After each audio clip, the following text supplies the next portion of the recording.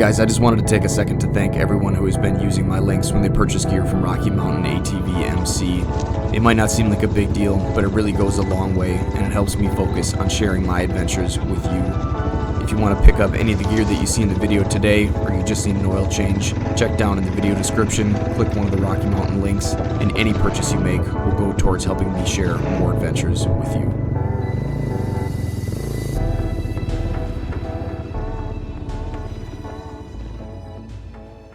Hey, what's going on, guys? Welcome to the channel. I'm Ben. Back behind me here, I've got my two MSR gear sets. So I've got the Xplorer here on my left, and then we've got the Voyager on my right. I've had this set since about midwinter last year. I've done a lot of riding in that so far. I've got a video specifically about this gear. If you want to check that out, I'll put a link for it down in the description. I just got the Voyager line here, and I've done a few rides with it. Today, we're going to put this on and take it out for a ride and do some testing. It is 86 degrees with a 29% relative humidity, so I'm a little bit nervous that this is going to be a little bit warm. There are some vents in this jacket, and we'll kind of go over that as well as some of the other aspects of this coat. It's not going to be a full review because, like I said, I haven't spent that much time with this stuff yet, but I think I've got a good enough idea about how both of them feel and fit and ride that I can kind of tell you the differences that I've noticed so far anyways. Now, there definitely are some similarities between these two lineups, but honestly, when I got the Voyager, I was surprised at how different it looked and felt. I feel like I'm in some sort of weird gear funhouse here. So the Xplorer line is, of course, the much higher end product. This definitely feels much different, just holding it and wearing it. The Voyager line is definitely still a very nice product line, but is definitely a lot different. This is an event fabric, where this they just call a heavy-duty abrasion-resistant fabric. And if you compare the two close up, I'm not sure how well the camera is going to pick this up, but the Xplorer line here on the bottom seems to be a much tighter weave than the sort of, I don't know, rougher, maybe a little bit stiffer feeling Voyager fabric. Now, this stuff is going to vent much better, or at least that's what they claim. Now, if we move up the arms a bit to the contact points on the Voyager gear, we've got a ballistic nylon, they call it. So this is basically just going to be a high abrasion resistant fabric that they've got at all of the contact points. But down here on the Xplorer line, we've again got a much higher end fabric. This stuff is amazing. It's actually a piece of fabric that has ceramic beads fused to it. So this is an unmatched level of protection. Definitely going to be much better than this, but is also supposedly better than leather. But of course, not everybody wants to fork out that much money for that much protection. And in that case, a coat like this, I think, is going to be something that is going to be a great option to have out there. So like I mentioned, the pants also have that in similar locations, but they've also got this full grain leather on the inside, and that's basically going to kind of protect you from the bike and the bike from you a bit. I think the section on the Xplorer gear is just a little bit bigger than the one on the Voyager. There are also some other noticeable differences, and again, some features on the Xplorer line that the Voyager just does not have. And one of my favorites is honestly these pockets that end up sort of being more on your mid-thigh and sort of off to the side a little bit. Definitely keeps anything that you stick in these out of the way. It's not going to pinch you or bother you at all when you're shifting from one side of the bike to the other. Where over on the Voyager line here, we've got basically what would kind of be just a standard pants type pocket location here. Down here, we do have a small pocket here, which is also sort of doubling as a vent just because we've got the mesh material on the inside, and then above that, we've got just the regular old vents, and these are direct vents on both of these lineups here. So that means that basically you've got a mesh layer on the inside of here, and that's all that's between you and the outside air here. And the zippers on all of these pockets on both gear lineups are all waterproof. Now, down towards the bottom of the pants, we've basically got the same thing going on. Essentially, you can cinch these down to ride with them inside of your boots like I do, or you can open them all the way up and wear them completely over your boots. But up here on the cuffs of the Xplorer line, we've actually got the opportunity to bring a little bit more air in through that vent, where on the Voyager line, essentially we've just got a Velcro cuff, and that's it. Opening this up does nothing but give you a little bit more space to get a gauntlet on the inside of it. Now, up at the top of the pants, we've got essentially the same thing going on, but things are slightly different. The buckle on this line is maybe a little bit higher quality looking. The material used for the Velcro cinch points on the sides are a little bit different, but they still work much the same, and I guess I really haven't noticed any real benefits for one or the other. Now, one thing missing on the Voyager line that the Xplorer line has is this cinch point at the legs here. You're not going to have any sort of adjustment in that location on these pants. Another thing that is not included with the Voyager line here is any sort of stretchy fabric at the knees, where the Xplorer line has this sort of accordion line that will essentially kind of move with you and allow you to bend your legs just a little bit easier. So I mentioned the vents on the front here a little bit. Those are essentially the same. If we move towards the back of the pants though, the back vents on the Voyager line here are slightly longer and larger. And again, I think that's just to kind of compensate for the fact that this E-vent fabric really does a great job of getting rid of the heat and the moisture. So instead, they give you a little bit bigger vents. We'll set both of these pants to the side for now, but we'll stick with the venting category here for now. So we've got 1, 2, 3, 4 vents on the front of the Xplorer line here. And if we move to the back, we've got 2 exit vents on each side. Whereas over here, we've got the bicep vent 1 and 2, and then basically just this sort of pocket sort of vent on the right side of the chest here.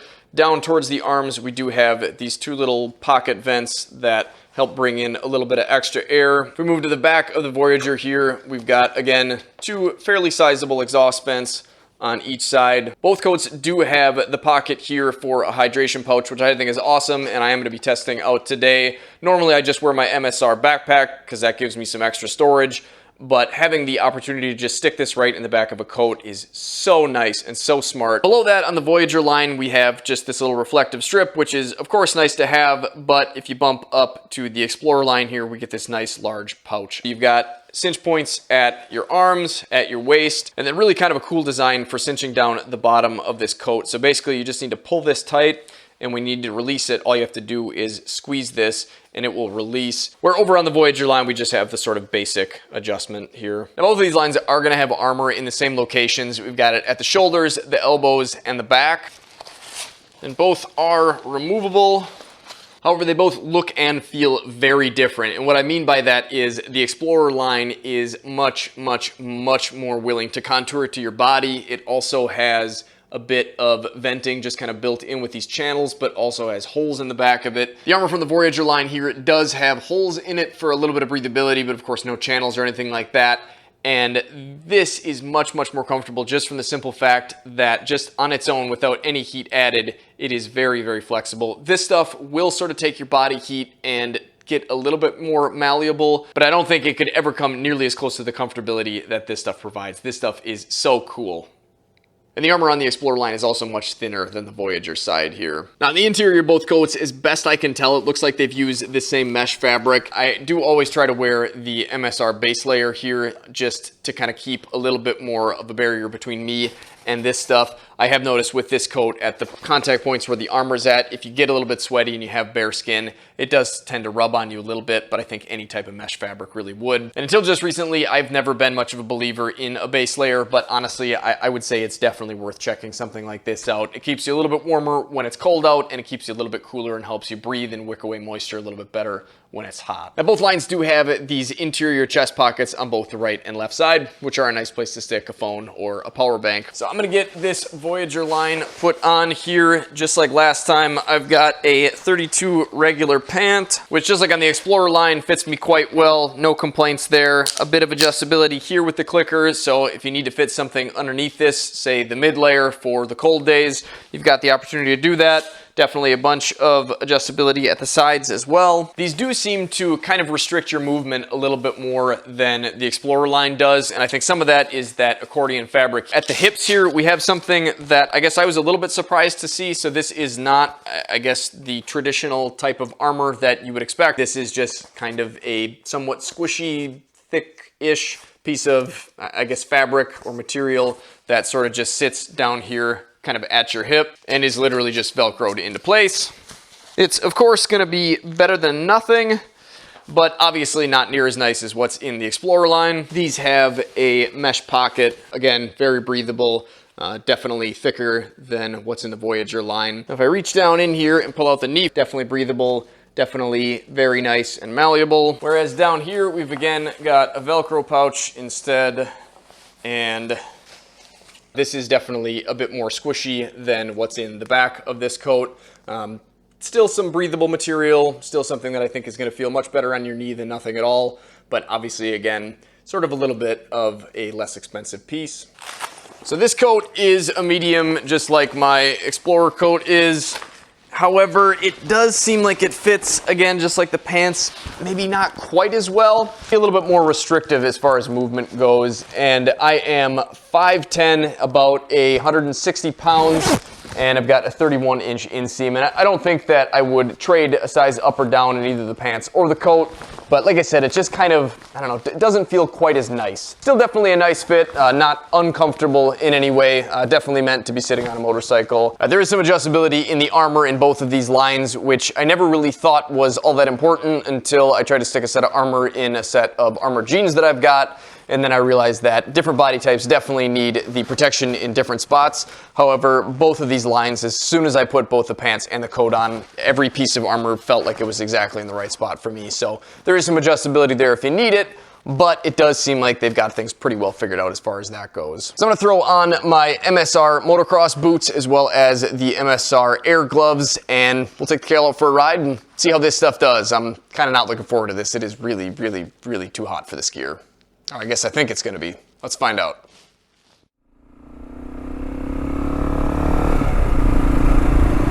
Well, once again, I've got to say I am pretty impressed with how well this stuff handles this ridiculously hot weather. I guess ridiculously hot weather for Wisconsin anyway. I can definitely feel myself heating up just now, getting the cameras going when I stopped, and when I stopped for gas too. This is definitely way too much gear to be wearing, walking around or standing around in the heat, in the sun. But man, as soon as I get on the bike, I can feel those vents working, and I don't know if it's just the placement of them or the direct venting or what. Any other gear that I've had that has had venting is just basically an open zipper to a rainproof, waterproof membrane. Cool air directly shot onto your skin. Obviously, it's going to make a big difference. So I think that has a lot to do with it, but I think even just the fabric itself, while, like I said, it's not quite as nice and quite as good at getting rid of that heat and moisture that you're producing when you're riding as the event material on the Xplorer gear. But man, this stuff is probably as close and as good as you're gonna get to that. I was kind of thinking about this on the ride out here today. If I was to buy one of these myself, I think this is probably the set of gear that I would go with without having the experience that I've had with both of these. But now that I've had both of them, I don't know if you guys know me and watch the channel enough, you know I'm just super cheap and kind of cut corners wherever I can, which of course gear is not a place that you want to cut corners. You should be spending as much as you can possibly afford on a helmet. I don't care if you buy that HWK gear that I used to wear. I mean, you need something out here, and the reason I say that is I have been in 2 motorcycle accidents. One, I just cornered onto a section of road that had fresh chip seal that wasn't signed, and it was dark, and I was young and dumb and just had a t-shirt on, and I'm done picking gravel out of my arm, or I guess chip seal particles. That was not a fun time. Of course, getting hit by a minivan wasn't exactly fun either, but in that case I was wearing gear that protected my skin, and I didn't have any issues because of it. So yes, maybe this is a little bit uncomfortable when you stop, but I mean, it's definitely gonna be worth it if anything happens. And of course, we all wish that, you know, we were gonna go out and come back completely unscathed, but dress for the worst case scenario, not the best. You shouldn't be running around in something that doesn't have sleeves, or, you know, even something that doesn't have armor. I mean, I looped my TW with just a set of regular jeans on, and boy, did my knee hurt after that.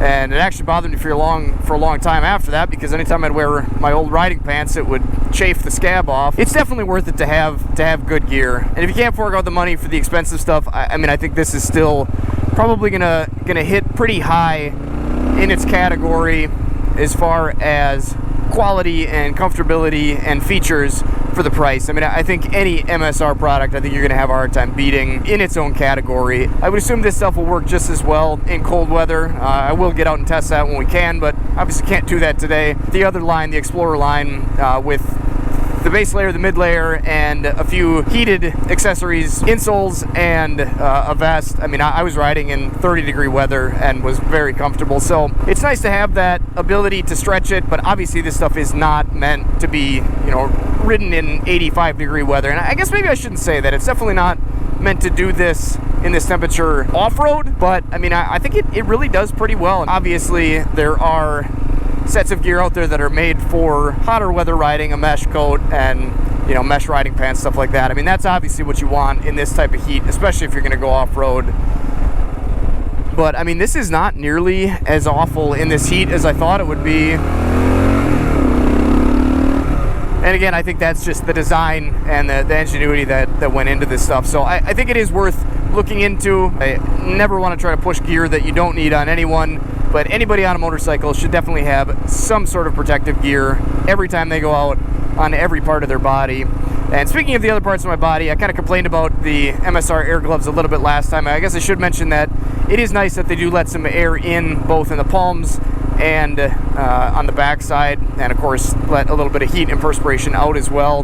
For that, they're great. Like I said last time, the thumb, or just like the seam here, seems a little bit too small for my spindly fingers. My thumb is sort of always jammed into the seam whenever I'm on the throttle here. The other side's fine. Definitely a good set of gloves to look into. There's probably just as good other brands out there, but these are a decent option.